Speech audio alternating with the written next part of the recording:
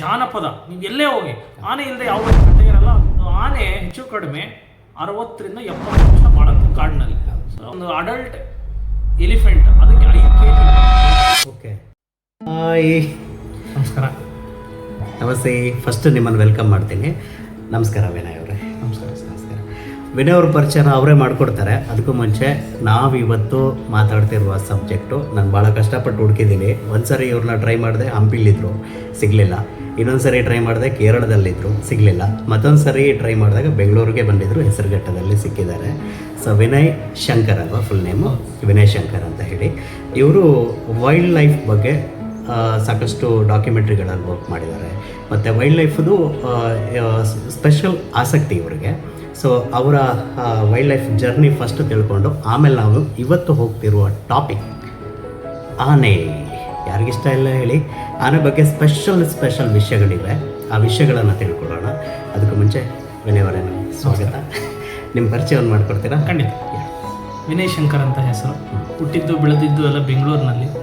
ಮೂಲತಃ ನಮ್ಮ ತಂದೆ ಮನೆತನ ಎಲ್ಲ ನೆನ್ಮಂಗ್ಲ. ನಮ್ಮ ತಂದೆ ಅಷ್ಟೊತ್ತಿಗೆಲ್ಲ ಬೆಂಗಳೂರು ಶಿಫ್ಟ್ ಆಗಿದ್ದರಿಂದ ನಾನು ಬೆಂಗಳೂರಿನಲ್ಲೇ ಹುಟ್ಟಿ ಬೆಳೆದಿದ್ದು. ಸೊ ಏನಪ್ಪ ಅಂತಂದರೆ, ಹುಟ್ಟಿದ ಒಂದು ನನಗೆ ಬುದ್ಧಿ ಬಂದಿದೆ ಅಂತ ತಿಳುವಳಿಕೆ ಆದಮೇಲಿಂದನೂ ಸ್ವಲ್ಪ ಪರಿಸರ, ಪ್ರಾಣಿಗಳು, ಪಕ್ಷಿಗಳು, ಸುತ್ತಮುತ್ತ ಇದ್ದಂಥ ಗಿಡಗಳು, ಇದ್ರ ಬಗ್ಗೆ ಗಮನ ಕೊಟ್ಟು ಇದರಿಂದ ಏನಾಗುತ್ತೆ ಈ ಥರ ಮಾಹಿತಿ ತಿಳ್ಕೊಳ್ತಾ ಒಂದು ಇಂಟ್ರೆಸ್ಟ್ ಹುಟ್ಟಿದ್ದು. ಅದರ ಜೊತೆಗೆ ಹುಟ್ಟಿದಾಗ್ಲಿಂದ ಮನೆಗಳಲ್ಲಿ ಸಣ್ಣ ಪುಟ್ಟ ಕಥೆಗಳು ಕೇಳ್ದಂಗೆ.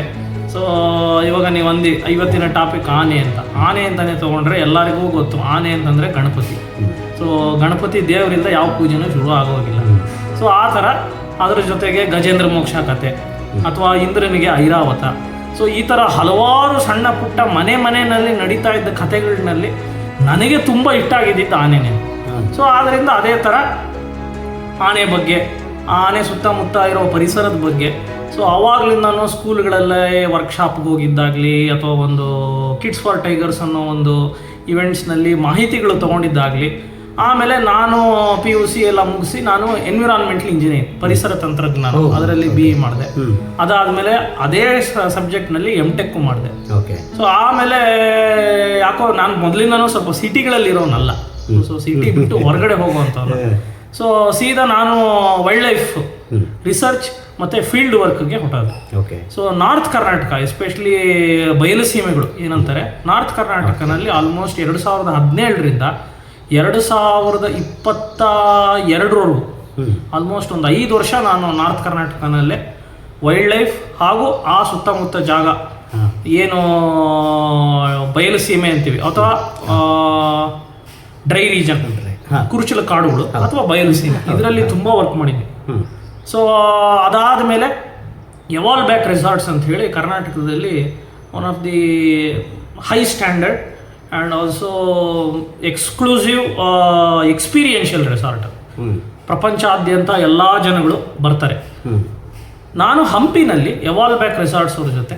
ಸೊ ಒಂದು ಕಡೆ ಹಿಸ್ಟ್ರಿ, ಒಂದು ಕಡೆ ನೇಚರ್, ಎರಡಕ್ಕೂ ನಾನು ಇಂಪಾರ್ಟೆನ್ಸ್ ಕೊಡೋನಾಗಿ ಅಲ್ಲಿ ಬಂದ ಜನಗಳಿಗೆ, ಅಲ್ಲಿ ಬಂದಂಥ ಪ್ರವಾಸಿಗರಿಗೆ ಆ ಜಾಗದ ಒಂದು ವೈಶಿಷ್ಟ್ಯತೆ ಹಾಗೂ ಮಾಹಿತಿ ಇದಿಷ್ಟನ್ನು ನಾನು ಕಲ್ಪಿಸ್ಕೊಡ್ತಾ ಇದ್ದೆ ಅವ್ರಿಗೆ ಈ ಎವಾಲ್ ಬ್ಯಾಕ್ ರೆಸಾರ್ಟ್ಸ್ನಲ್ಲಿ.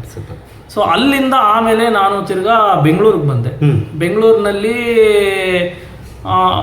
ವೈಲ್ಡ್ ಲೈಫಿಗೆ ಸ್ವಲ್ಪ ಆಚೆಗೆ ಬಂದೆ. ಸೊ ಒಂದಷ್ಟು ದಿನ ಒಂದಷ್ಟು ವರ್ಷ ಆಸ್ಪತ್ರೆನಲ್ಲೆಲ್ಲ ಕೆಲಸ ಮಾಡಿ ತಿರ್ಗಾ ನಾನು ಕೇರಳ ಹೋದೆ ವಾಪಸ್. ಬೇಡ ಸಿಟಿ, ಕೇರಳನಲ್ಲಿ ತೇಕಡಿ ಪೆರಿಯಾರ್ ಟೈಗರ್. ಸೊ ಹೌದು. ಸೊ ಅಲ್ಲೂ ಕೂಡ ರೆಸಾರ್ಟ್ ಮ್ಯಾನೇಜರ್ ಆಗಿ ಕೆಲಸ ಮಾಡಿ ಈಗ ಸಿದ್ದಿಕ್ ವಾಪಸ್ಸು ಬೆಂಗಳೂರು ಹೆಸರುಘಟ್ಟ ಬೆಂಗಳೂರಿಗೆ ಬಂದಿದ್ರೆ ವಾಪಸ್ಸು. ಓಕೆ, ಈಗ ನಾವು ಟಾಪಿಕ್ಗೆ ಹೋಗೋಣ, ಜನರನ್ನು ಕಾಯಿಸೋದು ಬೇಡ. ಸೊ ಇವತ್ತಿನ ಟಾಪಿಕ್ಕು ನೋಡಿ, 84 ಲಕ್ಷ ಚರಾಚರ ಜೀವಿಗಳು ಈ ಭೂಮಂಡಲದಲ್ಲಿ ಇದೆ ಅಲ್ವಾ? ಇದರಲ್ಲಿ ಆನೆ ನಮಗೆ ದೈತ್ಯ ಅತಿ ದೊಡ್ಡ ಪ್ರಾಣಿ. ಸಮುದ್ರದಲ್ಲಿ ತಿಮಿಂಗಲ ಇದ್ರೆ ಭೂಮಿ ಮೇಲೆ ಆನೆ. ನನ್ನ ಪ್ರಶ್ನೆ ಏನಂದರೆ, ಯಾಕೆ ಈ ಸೃಷ್ಟಿ ಆನೆಯನ್ನು ಸೃಷ್ಟಿ ಮಾಡ್ತು ಅಂತ? ಸೊ ಆನೆ ಅಂತ ಬಂದಾಗ, ಸೊ ಇವಾಗಿನ ಪ್ರೆಸೆಂಟ್ 2026ರಲ್ಲಿ ಏನಿದ್ದೀವಿ, ಬುದ್ಧಿವಂತಿಕೆ, ಚಾಣಾಕ್ಷತನ ನಾವೇನಂತೀವಿ, ಮನುಷ್ಯನೇ ಎಲ್ಲದಕ್ಕಿಂತ ಗ್ರೇಟ್. ಸೊ ಮನುಷ್ಯನ ಮೀರಿಸಿದವ್ರಿಲ್ಲ ಅಂತ ಎಲ್ಲರೂ ಹೇಳ್ತಾರೆ. ಹೌದು. ಬಟ್ ಇದೇ ಬುದ್ಧಿವಂತಿಕೆ, ಇದೇ ಚಾಣಾಕ್ಷತನ ಅಥವಾ ಕಮ್ಯುನಿಕೇಷನ್ ಅಂತ ಏನಂತೀವಿ. ಸೊ ನಾವು ಬೇರೆ ಬೇರೆ ಭಾಷೆಗಳಲ್ಲಿ ಅಥವಾ ಬೇರೆ ಬೇರೆ ರೀತಿನಲ್ಲಿ ಒಂದು ವಿಷಯನ ಇನ್ನೊಬ್ಬರಿಗೆ ಹೇಳ್ತೀವಿ. ಸೊ ಈಗ ಮನುಷ್ಯನ ಬಿಟ್ಟರೆ ಈಗ ನಮ್ಮ ಜೊತೆ ಇರುವಂಥ ಪ್ರಾಣಿ ಸಂಕುಲದಲ್ಲಿ ಅಷ್ಟೇ ಚಾಣಾಕ್ಷತನದಿಂದ, ಅಷ್ಟೇ ಒಂದು ಬುದ್ಧಿವಂತಿಕೆಯಿಂದ ಇರುವಂಥ ಪ್ರಾಣಿಗಳು ಅಂತ ಬಂದರೆ ಒಂದು 4-5 ಇರ್ಬೋದು. ಚಿಂಪಾಂಜಿ, ಡಾಲ್ಫಿನ್, ಇದರಲ್ಲಿ ಆನೆ ಕೂಡ ಬಂದೇ ಬರುತ್ತೆ. ಸೊ ಆನೆ ನೀವು ಅಂದಂಗೆ ಭೂಮಿ ಮೇಲೆ ಅತಿ ದೊಡ್ಡ ಪ್ರಾಣಿ. ಭೂಮಿ ಮೇಲೆ ಓಡಾಡುವಂಥದ್ದು ಟೆರೆಸ್ಟ್ರಿಯಲ್ ಅನಿಮಲ್ ಅಂತ ಏನಂತೀವಿ. ಅದರಲ್ಲೂ ಎಮೋಷನ್ಸ್ ಇದೆ, ಮಾತಾಡ್ಕೊಳತ್ತೆ, ಒಂದಕ್ಕೊಂದು ಮಾತಾಡ್ಕೊಳತ್ತೆ. ಅದಕ್ಕೆ ಎಮೋಷನ್ಸ್ನಲ್ಲಿ ಖುಷಿ, ದುಃಖ, ಸಂತಾಪ, ಇವೆಲ್ಲ ಏನು ನಾವು ಒಂದು ಲೈಫ್ನಲ್ಲಿ ನಾವೇನು ಎಮೋಷನ್ಸ್ ನಾವು ಎಲ್ಲ ಬೇರೆ ಬೇರೆ ಥರ ಹೊಂದ್ಕೊಂಡು ಹೋಗ್ತೀವೋ ಅದೆಲ್ಲ ಆನೆಗಾಗುತ್ತೆ. ಸೊ ಆನೆ ಅಂತ ಬಂದರೆ ಸೊ ನೀವು ಆರ್ಟ್, ಕಲ್ಚರ್, ಫೋಕ್ಲೋರ್, ಕಲೆ, ಸಂಸ್ಕೃತಿ, ಆಮೇಲೆ ಜಾನಪದ, ನೀವು ಎಲ್ಲೇ ಹೋಗಿ ಆನೆ ಇಲ್ಲದೆ ಯಾವುದೋ ಒಂದು ಕತೆ ಇರಲ್ಲ ಅಥವಾ ಒಂದು ಏನಂತಾರೆ ಒಂದು ದಾರಿ ಸಿಗೋದೇ ಇಲ್ಲ. ನೀವು ಯಾವುದೋ ಒಂದು ರೂಪದಲ್ಲಿ ಒಂದು ಆನೆ ಬಂದೇ ಬರುತ್ತೆ. ಸೊ ಆದ್ದರಿಂದ ಇತಿಹಾಸದಲ್ಲಾಗಲಿ ಅಥವಾ ಒಂದು ಜಾನಪದ ಆಗಲಿ, ನಾನು ಅಂದಂಗೆ ಮನುಷ್ಯನಿಗೆ ಎಷ್ಟೋ ಸಾವಿರಾರು ವರ್ಷಗಳಿಂದ ಆನೆ it has become A part. Okay. So ನೀವು ಯಾವುದೋ ಒಂದು ಕತೆ ನಾನು ಅಂದಂಗೆ ಹೋದ್ರೂ ಯಾವುದೋ ಒಂದು ರೂಪದಲ್ಲಿ ಆನೆ ಬಂದೇ ಬರುತ್ತೆ. ಸೊ ದೇವರಾಗ್ಬೋದು ಅಥವಾ ರಾಜ ಆಗ್ಬೋದು, ಯುದ್ಧ ಆಗ್ಬೋದು ಅಥವಾ ಹಬ್ಬ ಆಗಿ ಒಂದು ಆಚರಣೆ ಆಗ್ಬೋದು, ಆನೆ ಅಂತೂ ಸದಾ ಇರುತ್ತೆ. ಸೊ ಅಷ್ಟು ಹತ್ತಿರ ಆಗ್ಬಿಟ್ಟಿದೆ ಮನುಷ್ಯಕ್ಕೆ ಆನೆ. ಈಗ ಆನೆ ಭೂಮಿ ಮೇಲೆ ಏನಕ್ಕೆ ಬಂತು? ಈಗ ಪ್ರಕೃತಿ ಅಥವಾ ಪರಿಸರ ಆನೆ ಬೇಕು ಅಂತ ಸೆಲೆಕ್ಟ್ ಮಾಡ್ಕೊಳ್ಳಿಲ್ಲ. ಎವಲ್ಯೂಷನ್. ಸೊ ನಾವು ಹೆಂಗೆ ಕೋತಿಯಿಂದ ನಾವು ಬಂದ್ವೋ, ಸೊ ಅದೇ ಥರ ಆನೆ ಕೂಡ ಆಲ್ಮೋಸ್ಟ್ ಒಂದು 55 ಮಿಲಿಯನ್ ಇಯರ್ಸ್ ಆಗೋ ಆನೆ ಇಷ್ಟು ದೊಡ್ಡದಾಗಿರಲಿಲ್ಲ. ಆನೆ ಇಷ್ಟು ದೊಡ್ಡದಾಗಿರಲಿಲ್ಲ. ಮೊದಲನೇ ಆನ್ಸಿಸ್ಟರ್ ಅಂತ ಏನಂತೀವಿ. ಸೊ ಆನೆಯ ಹಳೇ ತಲಾಂತರಗಳ ಹಿಂದೆ ಅದು ಆಲ್ಮೋಸ್ಟ್ ಒಂದು ನಾಯಿ ಗಾತ್ರಕ್ಕಿತ್ತದು ಅಥವಾ ಹಂದಿ ಗಾತ್ರಕ್ಕಿತ್ತು. ಇಷ್ಟು ದೊಡ್ಡ ಸೊಂಡ್ಲಿರಲಿಲ್ಲ ಅಥವಾ 2 ದಂತ ಇರಲಿಲ್ಲ, ಅಷ್ಟು ದೊಡ್ಡ ದೇಹನೂ ಇರಲಿಲ್ಲ. ಸೊ ಫಸ್ಟ್ ಆನ್ಸಿಸ್ಟರ್ ಅಂತ ನಾವು ತಗೊಂಡ್ರೆ ಅದು ಒಂದು ನಾಯಿ ಗಾತ್ರ ಅಥವಾ ಒಂದು ಹಂದಿ ಗಾತ್ರದ್ದು 55 ಮಿಲಿಯನ್ ಇಯರ್ಸ್. ಓಕೆ. ಸೊ ಕಾಲಕ್ರಮೇಣ ಏನಾಯಿತು, ಆಹಾರ ಹುಡ್ಕೊಂಡಿದ್ದಾಗಲಿ ಅಥವಾ ಆ ಜಾಗಕ್ಕೆ ಸಂಬಂಧಪಟ್ಟ ಏನು ಹ್ಯಾಬಿಟ್ಯಾಟ್ ಅಂತಂತೀವಿ ಅದಕ್ಕೆ ತಕ್ಕನಂಗೆ ಬದಲಾವಣೆಗಳು ಶುರು ಆಯಿತು. ಸೊ ಬದಲಾವಣೆಗಳಾಗ್ತಾ ಆಗ್ತಾ ಆಗ್ತಾ ದೇಹ ದೊಡ್ಡದಾಯಿತು, ಸೊಂಡ್ಲು ಬೆಳೆಯೋಕ್ಕೆ ಶುರು ಆಯಿತು. ಸೊಂಡ್ಲು ಅಂದರೆ ಮೂಗು. ಸೊ ಆ ಒಂದು ಸೊಂಡ್ಲು ಬೆಳೀತಾ ಇವಾಗ ನಾವೇನು ಆನೆ ಎಲಿಫಸ್. ಸೊ ಗ್ರೀಕ್ ವರ್ಡ್ ಅದು. ಎಲಿಫಸ್ ಅಂದ್ರೆ ನಥಿಂಗ್ ಬಟ್ ದಂತ. ಎಲಿಫಸ್ ಗ್ರೀಕ್ ಭಾಷೆಯಲ್ಲಿ ಹೋದ್ರೆ ಅದಕ್ಕೆ ಕರೆಕ್ಟ್ ಅರ್ಥ ದಂತ. ಸೊ ಎಲಿಫಸ್ ಮ್ಯಾಕ್ಸಿಮಸ್ ಅಂತ ಇವತ್ತು ನಾವು ನಮ್ಮ ಭಾರತ ದೇಶದಲ್ಲಿರುವಂತ ಏಷ್ಯನ್ ಎಲಿಫೆಂಟ್ಸ್ ಕರಿತೀವಿ. ಪ್ರೆಸೆಂಟ್ ಇವಾಗ 3 ಪ್ರಭೇದಗಳಿದೆ ಆನೆನಲ್ಲೇ. 3 ಪ್ರಭೇದ main Asian elephants. Bharat, Sri Lanka, Myanmar, Thailand, Malaysia, ಈ ಕಡೆ ಫುಲ್ ಸೌತ್ ಈಸ್ಟ್ ಏಷ್ಯಾನಲ್ಲಿರೋದೆಲ್ಲ ಏಷ್ಯನ್ ಎಲಿಫೆಂಟ್ಸ್. ಇದೇ ಥರ ಆಫ್ರಿಕಾಗೆ ಹೋದರೆ ಆಫ್ರಿಕನಲ್ಲಿ 2 ಥರ. African bush elephant, African forest elephant. ಸ್ವಲ್ಪ ಕಿವಿ ಏನೋ. ಹೌದು. ಸೊ ಆಫ್ರಿಕಾ ದೊಡ್ಡ ಖಂಡ ಆಗಿರೋದ್ರಿಂದ ವೆಸ್ಟರ್ನ್ ಆಫ್ರಿಕಾ ಎಲ್ಲಿ ಆದಷ್ಟು ಬುಷ್ ಅಂದ್ರೆ ಕುರುಚಲು ಕಾಡುಗಳು, ಬಟಾ ಬೈಲು, ಸೊ ಮಸೈ ಮಾರ, ಸೆರೆಂಗೆಟಿ ಈ ಥರ ಜಾಗದಲ್ಲಿ ಹೋದರೆ ಬುಷ್ ಎಲಿಫೆಂಟ್ಸ್. ಅತಿ ದೊಡ್ಡ ಆನೆ ಬುಷ್ ಎಲಿಫೆಂಟ್ಸ್. ಸೊ ಏಷ್ಯಾನೂ ಅಲ್ಲ ಅಥವಾ ಫಾರೆಸ್ಟ್ ಎಲಿಫೆಂಟು ಅಲ್ಲ, ಆಫ್ರಿಕನ್ ಬುಷ್ ಎಲಿಫೆಂಟ್. ಆಫ್ರಿಕಾನಲ್ಲಿ ಇನ್ನೊಂದು ಎಲ್ಲಿ ಜಾಸ್ತಿ ಮಳೆ ಕಾಡು, ರೈನ್ ಫಾರೆಸ್ಟ್, ಅತಿ ದಟ್ಟವಾದಂಥ ಕಾಡುಗಳಿರುವಂಥ ಜಾಗ, ಡೆನ್ಸ್ ಫಾರೆಸ್ಟ್, ಕಾಂಗೋ ಅಥವಾ ಐವರಿ ಕೋಸ್ಟ್ ಈ ಥರ ಎಲ್ಲ ಹೋದಾಗ ಅತಿ ಹೆಚ್ಚು ಮಳೆಗಳಾಗುವಂಥ ದಟ್ಟ ಕಾಡುಗಳಿನಲ್ಲಿ forest elephants. Almost forest elephant bush elephant ಹೆಚ್ಚು ಕಡಿಮೆ ಸೇಮೆ, ಬಟ್ ನೀವು ತುಂಬ ಡಿಫರೆನ್ಸಸ್ ಕಾಣ್ತೀರ. ಸ್ವಲ್ಪ ಗಾತ್ರ ಕಡಿಮೆ ಆಗುತ್ತೆ. ದಟ್ಟವಾದ ಕಾಡುಗಳು ಒಳಗೋಗೋದ್ರಿಂದ ಸ್ವಲ್ಪ ಗಾತ್ರ ಕಡಿಮೆ ಇರುತ್ತೆ. ಸೊ ಬಟ್ ಆಲ್ಮೋಸ್ಟ್ ಬಿಹೇವಿಯರ್ ಎಲ್ಲ ಹೆಚ್ಚು ಕಡಿಮೆ ಸೇಮ್. ಬಟ್ ಆಫ್ರಿಕನ್ ಎಲಿಫೆಂಟ್ಗೂ ಏಷ್ಯನ್ ಎಲಿಫೆಂಟ್ಗೂ ನೋಡಿದಾಗ ತುಂಬಾನೇ ವ್ಯತ್ಯಾಸಗಳು ಕಾಣುತ್ತೆ. ಯಾಕೆಂದ್ರೆ ಅದಿರುವಂಥ ಜಾಗಗಳು, ಅಲ್ಲಿ ಸಿಗುವಂಥ ಆಹಾರಗಳು ಬೇರೆ ಬೇರೆ ಇರೋದ್ರಿಂದ. ಬಟ್ ಟೋಟಲಿ ಆನೆ ಅಂತ ತಗೊಂಡ್ರೆ, ಸೊ ಆಸ್ ಎ ಸೆಡ್, ಯಾವತ್ತು ಸಂಘಜೀವಿ. ಈಗ ನಾವು ಮನುಷ್ಯರು ಹೇಗೆ ಸಂಘಜೀವಿ, ಸೊ ನಾವು ಯಾವತ್ತೂ ಒಬ್ಬರೇ ಒಂದು 4 ಗೋಡೆ ಮಧ್ಯಾಹ್ನ ಕೂತು ಇಡೀ ಜೀವನ ಸಾಗಿಸೋಕೆ ಸಾಧ್ಯನೇ ಇಲ್ಲ. ಅದೇ ಥರ ಒಂದು ಆನೆ. ಸೊ ಆನೆಗೆ ಎಲ್ಲರೂ ಇರಬೇಕು, ಎಲ್ಲ ಥರ ಎಮೋಷನ್ಸ್, ಫ್ಯಾಮಿಲಿ ಬಾಂಡಿಂಗ್ ಇವೆಲ್ಲ ಇದ್ರೇನೆ ಸೊ ಅದು ಆನೆ ಆಗೋಕ್ಕೆ ಸಾಧ್ಯ. ಸೊ ಇವಾಗ ನಾನು ಆನೆ ಅಂತ ಬಂದಾಗ ಒಂದು ಆನೆ ಹೆಚ್ಚು ಕಡಿಮೆ 60 ರಿಂದ 70 ವರ್ಷ ಬಾಳುತ್ತೆ ಕಾಡಿನಲ್ಲಿ. ಸೊ ಒಂದೊಂದು ಸತಿ ಯುದ್ಧ ಕಿತ್ತಾಡಿರುತ್ತೆ, ಗಾಯಗಳಾಗಿರ್ಬೋದು. ಆ್ಯಾವ್ರೇಜ್ ಆಗಿ ಒಂದು 70 ಇಯರ್ಸ್. ಸೊ ಆನೆ ಎರಡನೇದೇನಪ್ಪ ಅಂತಂದರೆ, ಸೊ ನಾನು ಅಂದಂಗೆ ಯಾವತ್ತೂ ಒಟ್ಟಿಗೆ ಇರುವಂಥ ಪ್ರಾಣಿ. ಸೊ ಅದರಲ್ಲಿ ಅಜ್ಜಿ, ಅತ್ತೆ, ಚಿಕ್ಕಮ್ಮ, ಚಿಕ್ಕಪ್ಪ ಈ ಥರ ಒಂದು ಏನಂತಾರೆ ಫ್ಯಾಮಿಲಿ ಸ್ಟ್ರಕ್ಚರ್. ಸೊ ಒಂದು ಮನೆಯಲ್ಲಿ ಹೇಗೆ ನಾವು ಅತ್ತೆ ಮಾವ, ಅಕ್ಕ ತಂಗಿ, ಅಣ್ಣ ತಮ್ಮ ಇದೇ ಥರ ಸ್ಟ್ರಕ್ಚರು ಅಲ್ಲಿ ಫ್ಯಾಮಿಲಿ ಕೂಡ ಇದ್ದೇ ಇರುತ್ತೆ. ಓಕೆ. ಸೊ ಅದೆಲ್ಲ ಬೇಕು ಆನೆಗೆ. ಸೊ ನಮ್ಮ ದೇಶದಲ್ಲಿ ಇವಾಗ ನಾವೇನು ಕರ್ನಾಟಕ ಬೆಂಗಳೂರು ಸುತ್ತಮುತ್ತ ನೋಡ್ತೀವಲ್ಲ, ಈ ಜಾಗದಲ್ಲಿ ಆನೆಗಳ ಬಗ್ಗೆನೇ ಮಾತಾಡೋಕ್ಕೆ ಅಂತ ಹೋದರೆ, ಸೊ ನಮಗೆ ಗೊತ್ತಿರೋದೆಲ್ಲ ಕರ್ನಾಟಕದಲ್ಲಿ ಬಂಡೀಪುರ, ನಾಗರಹೊಳೆ ಅಥವಾ ಭದ್ರಾ ಇವೆಲ್ಲ ಸಿಕ್ಕಾಪಟ್ಟೆ ಫೇಮಸ್. ಸಫಾರಿಗಳಿಗೆ ಹೋಗ್ತೀವಿ, ಆನೆ ನೋಡ್ತೀವಿ. ಸೊ ಬಂಡೀಪುರ, ನಾಗರಹೊಳೆ ಬಿಟ್ಟು ಇನ್ನೆಲ್ಲಪ್ಪ ಅಂತಂದರೆ ಬೆಂಗಳೂರಿಗೆ ತುಂಬ ಹತ್ತಿರವಾಗಿರುವಂಥ ಬನ್ನೇರುಘಟ್ಟ. ಸೊ ಜಸ್ಟ್ 30-40 ಕಿಲೋಮೀಟರ್ ಒಳಗಡೆ ಬೆಂಗಳೂರು ಸುತ್ತಕ್ಕೆ ಕಾಡು ಆನೆಗಳಿದೆ. ಸೊ ನೀವು ನೋಡ್ಬೋದು ಬನ್ನೇರುಘಟ್ಟ ಸುತ್ತಮುತ್ತ. ಇವಾಗ ನಾವು ಸೌತ್ ಇಂಡಿಯಾನಲ್ಲಿ ಅಂತ ಹೋದರೆ ಕರ್ನಾಟಕ, ತಮಿಳುನಾಡು, ಕೇರಳ ಈ 3 ರಾಜ್ಯಗಳ ಗಡಿ ಸ್ಟೇಟ್ ಬಾರ್ಡರ್ಸಲ್ಲಿ ನೀಲಗಿರಿ ಬಯೋಸ್ಪಿಯರ್ ರಿಸರ್ವ್ ಅಂತಲೂ ಕರೀತಾರೆ. ಓಕೆ. ಸೊ ಹೆಚ್ಚು ಕಡಿಮೆ ಸರಾಸರಿ 9,000 ಚದರ ಅಡಿ ಕಿಲೋಮೀಟರ್ ವಿಸ್ತಾರ ಅದು. ಕರ್ನಾಟಕ, ಕೇರಳ, ತಮಿಳುನಾಡು, ವೆಸ್ಟರ್ನ್ ಘಾಟ್ಸ್ ಮತ್ತು ಈಸ್ಟರ್ನ್ ಘಾಟ್ಸ್ ಎರಡೂ ಸೇರುವಂಥ ಜಾಗಗಳ ಬೆಟ್ಟದ ತಪ್ಪಲಿನಲ್ಲಿ ಇರುವಂಥ ಕಾಡುಗಳು. ಒಂದಾನೊಂದು ಕಾಲದಲ್ಲಿ ವೀರಪ್ಪನ್ ಕೂಡ ಇದೇ ಜಾಗಗಳಲ್ಲೇ ಸತ್ಯಮಂಗಲ, ದಿಂಬಂ ಘಾಟ್, ಆಮೇಲೆ Kaveri wild life sanctuary, Kollegal border, malai Mahadeshwara ಬೆಟ್ಟ. ಸೊ ನಿಮ್ಗೆ ಏನಾಗೋದು, ಅವನು ಕೂಡ ಈ ರಾಜ್ಯದಿಂದ ಆ ರಾಜ್ಯದಿಂದ ಈ ರಾಜ್ಯ ತಪ್ಪಿಸ್ಕೊಳ್ಳೋಕೆ ಸುಲಭವಾಗೋದು.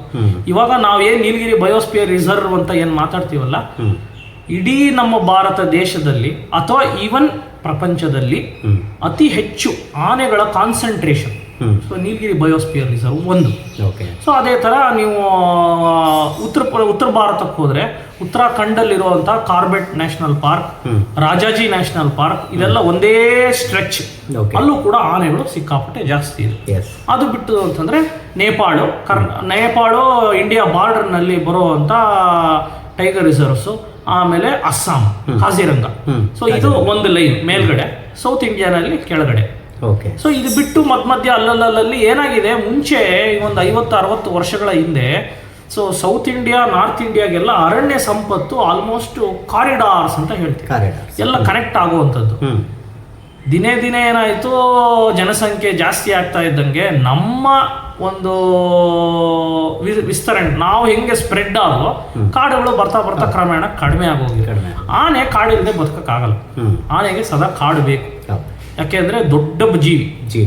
ಒಂದು ದಿನಕ್ಕೆ ಸರಾಸರಿ ಒಂದು 150 ರಿಂದ 170 kg ಆಹಾರ ಬೇಕು ಒಂದು ಆನೆಗೆ. ಸೊ ಒಂದು ಊರಿನಲ್ಲಿ ಅಥವಾ ಒಂದು ಮನುಷ್ಯ ಇರೋವಂಥ ಜಾಗದಲ್ಲಿ ಅದಕ್ಕೆ ಒಂದು ದಿನಕ್ಕೆ ಸಿಕ್ಕಲ್ಲ. ಅದಕ್ಕೆ ಕಾಡಿರಬೇಕು. ಕಾಡಿನಲ್ಲಿ ನಾನಾ ವಿಧವಾದಂಥ ಒಂದು ಫುಡ್ ಸಪ್ಲೈ ಸಿಕ್ಕಬೇಕು, ನ್ಯೂಟ್ರಿಷನ್. ಸೊ ಹುಲ್ಲಾಗ್ಬೋದು, ತೊಗಟೆ, ಮರದ ಬಾರ್ಕ್ ಅಂತೀವಿ, ಅಥವಾ ಬೇರು, ಗೆಡ್ಡೆ, ಗೆಣಸು ಇದೆಲ್ಲ ಬಿಟ್ಟು ನೀರು. ಒಂದು ದಿನಕ್ಕೆ ಸರಾಸರಿ 200 ಲೀಟರ್ ನೀರು ಬೇಕು ಅದಕ್ಕೆ. ಸೊ ನೀರು ಸದಾ ಬೇಕು, ಆಹಾರ ಚೆನ್ನಾಗಿ ಸೊಂಪಾಗಿ ಸಿಕ್ಕಬೇಕು. ಸೊ ಕಾಡಿದ್ರೆ ಆನೆ. ಸೊ ಎಲ್ಲಿ ಕಾಡು ಕಡಿಮೆ ಆಗ್ತಾ ಬರುತ್ತೋ, ಬಟ್ ಆನೆಗಳು ಒಂದೇ ಕಡೆ ಇರುವಂಥ ಪ್ರಾಣಿ ಅಲ್ಲ. ಇವಾಗ ಒಂದು ಹುಲಿನೋ ಅಥವಾ ಒಂದು ಚಿರತೆನೋ ತನ್ನ ಟೆರಿಟರಿ ಅಂತ ಒಂದ್ಸತಿ ಆದಷ್ಟು ಮಾಡಿಕೊಂಡ್ರೆ ಜೀವನ ಪರ್ಯಂತ ಆದಷ್ಟು ಆ ಟೆರಿಟರಿನಲ್ಲೇ ಇರೋಕ್ಕೆ ಪ್ರಯತ್ನ ಮಾಡುತ್ತೆ. ಬಟ್ ಒಂದಲ್ಲ ಒಂದಿನ ಆ ಎನಿಮಿ ಬರ್ತಾನೆ, ಇನ್ನ ಶಕ್ತಿ ಇರೋವನು ಬಂದು ಹೊಡೆದಾಗ್ತಾನೆ. ಬಟ್ ಆನೆಗಳು ಸಂಘಜೀವಿ ಆಗಿರೋದ್ರಿಂದ ಕಾಲಕ್ರಮೇಣ ಮತ್ತು ಸೀಸನ್ಸ್, ಮಳೆಗಾಲ, ಬೇಸಿಗೆಗಾಲ, ಇದಕ್ಕೆ ತಕ್ಕನಂಗೆ ಎಲ್ಲಿ ಆಹಾರ ಸಿಗುತ್ತೆ, ಎಲ್ಲಿ ನೀರಿರುತ್ತೆ ಅನ್ನೋದು ಆನೆಗೆ ಒಂದು ಇನ್ಹೆರಿಟೆನ್ಸ್ ಅಂತಾರೆ. ತಲಾಂತರಗಳಿಂದ ಆ ಆನೆಗೆ ಗೊತ್ತಿಲ್ದಂಗೆ ಅವ್ರ ಅಜ್ಜಿ, ಅವ್ರ ಮುತ್ತಜ್ಜಿ ಕಾಲದಿಂದನೂ ಯಾವ್ಯಾವ ರೂಟು, ಯಾವ್ಯಾವ ಕಾಲದಲ್ಲಿ ಏನೇನಿದೆ ಅನ್ನೋದು ಆಲ್ರೆಡಿ ಅದಕ್ಕೆ ಬಂದ್ಬಿಟ್ಟಿರುತ್ತೆ. ಒಂದು ಆನೆಗೆ ಹೆರಿಡಿಟರಿ ರೂಟ್ಸ್, ಹೆರಿಡಿಟರಿ ಇನ್ಫಾರ್ಮೇಷನ್ ಅನ್ನೋದು ಸ್ಟೋರ್ ಆಗೋಗಿರುತ್ತೆ. ಅದು ನೀವು ನೀವು ಆನೆಗೇನು ಹೇಳ್ಕೊಡ್ಬೇಕು ಅಂತ ಅಥವಾ ಸ್ಕೂಲಲ್ಲಿ ಕೂಡಿಸಿ ಪಾಠ ಹೇಳ್ಕೊಡ್ಬೇಕು ಅಂತ ಏನಿಲ್ಲ. ಅದು ತಾನೇ ಗೊತ್ತಾಗತ್ತದು. ಆ ಟೈಮ್ ನಾನು ಏನು ಮಾಡಬೇಕು ಅನ್ನೋದು ರೂಢಿ ಮಾಡ್ಕೊಳತ್ತದು. ಎರಡನೇದೇನು ಅಂತಂದ್ರೆ, ಆನೆ ಅಷ್ಟು ದೊಡ್ಡ ಪ್ರಾಣಿಯಾಗಿರೋದಲ್ಲದೆ ಅದಕ್ಕೆ ಏನು ಬ್ರೈನ್ ಅಂತೀವಿ, ಅದು ಆಲ್ಮೋಸ್ಟ್ ಒಂದು ಅಡಲ್ಟ್ ಎಲಿಫೆಂಟ್, ಅದಕ್ಕೆ 5 kg ಇರುತ್ತೆ ಬ್ರೈನ್. ಸೊ ಅತಿ ದೊಡ್ಡ ಮೆದುಳು. ಸೊ ಆ ಮೆದುಳಿನಲ್ಲಿ ಎಷ್ಟು ಮೆಮೊರೀಸ್ ಇರುತ್ತೆ. ಸೊ ಅದಕ್ಕೆ ಹೇಳ್ತಾರೆ ಎಲಿಫೆಂಟ್ ನೆವರ್ ಫರ್ಗೆಟ್ಸ್ ಅಂತ. ಸೊ ಆನೆಗೆ ಮರುವಿಲ್ಲ. ಬಂದ ದಾರಿಲೇ ಮತ್ತೆ ವಾಪಸ್ಸು 1 ವರ್ಷ 2 ವರ್ಷ ಆದ್ಮೇಲೆ ಅದೇ ನಾನು ಹೇಳ್ತಾ ಇರೋದು. ಯಾಕೆಂದ್ರೆ ಅದ್ರ ಅಜ್ಜಿ, ಅವ್ರ ಮುತ್ತಜ್ಜಿ, ಕೋಲಜ್ಜಿ ನಡೆದಿರೋ ದಾರಿಗಳು.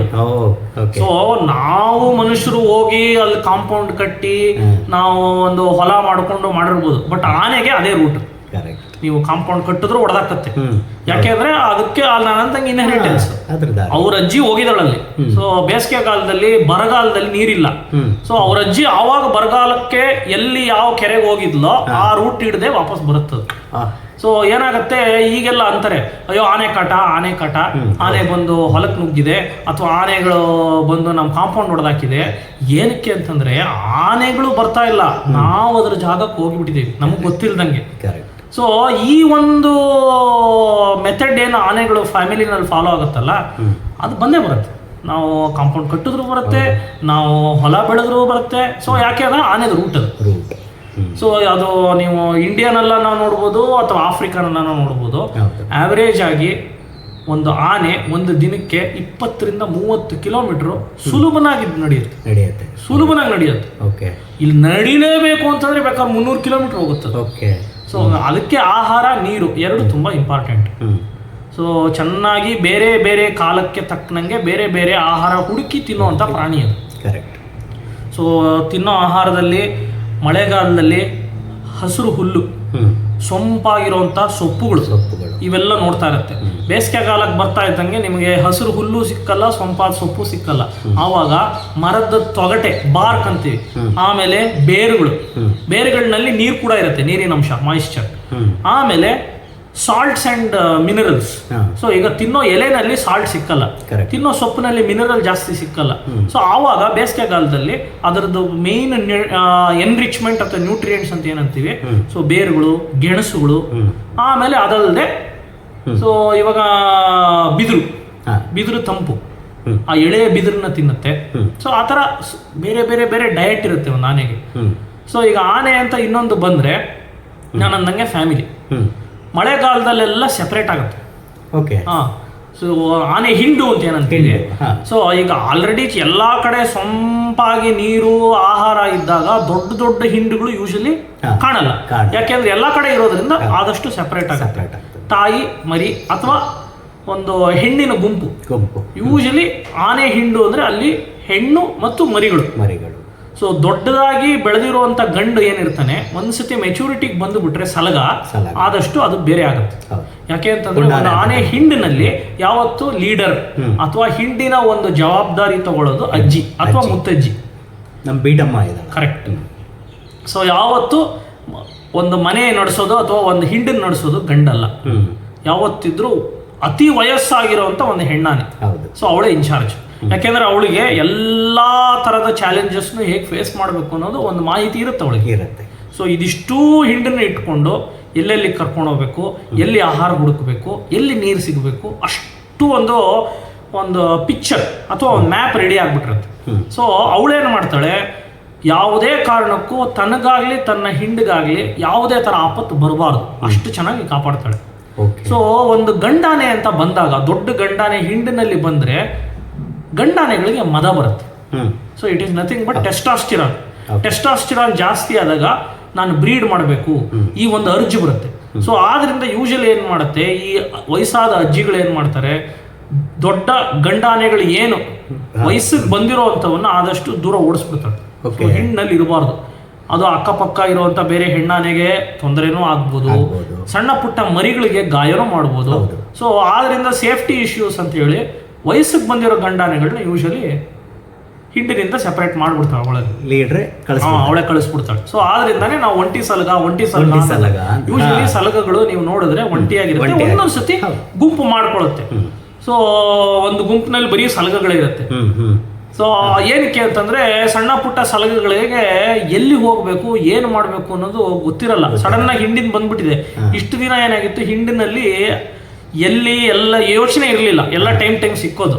ಈಗ ಆಚೆ ಬಂದಿರೋ ಗಾಬರಿಗೆ ಏನಾಗುತ್ತೆ, ವಯಸ್ಸಾಗಿರೋ ಸಲಹೆಗಳು ಯಾವ್ದಿರುತ್ತೆ ಅದ್ರ ಜೊತೆಗೆ ಇವುಗಳು ಸಣ್ಣ ಪುಟ್ಟ ಸೇರ್ಕೊಂಡು ಅವೇ ಹಿಂಡು ಮಾಡ್ಕೊಳುತ್ತೆ. ಓಕೆ. ಸೊ ಮದ ಬಂದಾಗ ಹಿರಿಯರು ಯಾರೋ ಇದ್ದಾರೆ, ಇವರು ಗೊತ್ತಿರೋ ಕರೆಕ್ಟ್, ಅವನ್ನೆಲ್ಲ ಕರ್ಕೊಂಡು ಹೋಗ್ತಾನೆ, ಅವನೆಲ್ಲ ಒಂದ್ ಕಡೆ ಆಹಾರ ಹುಡುಕ್ತಾನೆ ಅನ್ನೋ ನಂಬಿಕೆ ಆ ದೊಡ್ಡ ಏನು ವಯಸ್ಸಾಗಿರೋ ಸಲಗ ಯಾರು ಇರ್ತಾರೆ ಯೂಶಲಿ ಅವ್ರಗಳ ಜೊತೆ ಒಂದು ಗುಂಪು ಮಾಡ್ಕೊಳತ್ತೆ, 3-4 ಈ ತರ. ಬಟ್ ಈ ಕಡೆ ಬಂದ್ರೆ ನಾನು ಅಂದಂಗೆ ಹೆಣ್ಣಿನ ಗುಂಪು ಅಂತ ತಗೊಂಡ್ರೆ ಮಳೆಗಾಲದಲ್ಲಿ ಒಂದ್ಸತಿ 3-4-5 ಈ ತರ ಇರ್ಬೋದು. ಅದೇ ಬೇಸಿಗೆ ಕಾಲಕ್ಕೆ ಅದಕ್ಕೆ 12, 15, 20 ಒಂದೊಂದು ಸತಿ 25-30 ಆನೆಗಳು ಇರುವಂತ ದೊಡ್ಡ ದೊಡ್ಡ ಹಿಂಡಿಗಳು ಆಗತ್ತೆ. ಹೌದು. ಸೊ ಆ ಟೈಮ್ಗೆ ಆ ಒಂದು ಸಿಚುವೇಶನ್ಗೆ ಅದು ಒಂದಕ್ಕೊಂದು ಹಿಂಡಿಗಳು ಜೊತೆಗೆ ಸೇರ್ಕೊಳ್ಳುತ್ತೆ. ಸೊ ತುಂಬಾ ಕಷ್ಟ ಇದ್ದಾಗ ಆದಷ್ಟು ಹಿಂಡಿಗಳು ಒಟ್ಟಿಗೆ ಸೇರ್ಕೊಂಡು ಏನೇ ಚಾಲೆಂಜಸ್ ಇದ್ರು ಫೇಸ್ ಮಾಡುತ್ತೆ. ಓಕೆ. ಸೊ ಬರಗಾಲ ಬಂದಾಗ ಯಾ ಮೇಡಮ್ ಕಾಫಿ ಮಾಡಿದ್ದಾರೆ. ಸೊ ಈಗ ನಾವೇನಾದರೂ ಸ್ಟಾಪ್ ಮಾಡಲಿಲ್ಲ ಅಂತ ಅಂದರೆ ನಮ್ಮನ್ನ ಆಚೆ ಹಾಕ್ಬಿಡ್ತಾರೆ, ಸಲಗರನ್ನ ಆಚೆ ಹಾಕದಂಗೆ. ನಾವು ಕಾಫಿ ಕುಡಿದು ಮತ್ತೆ ಶುರು ಮಾಡೋಣ. ಓಕೆ.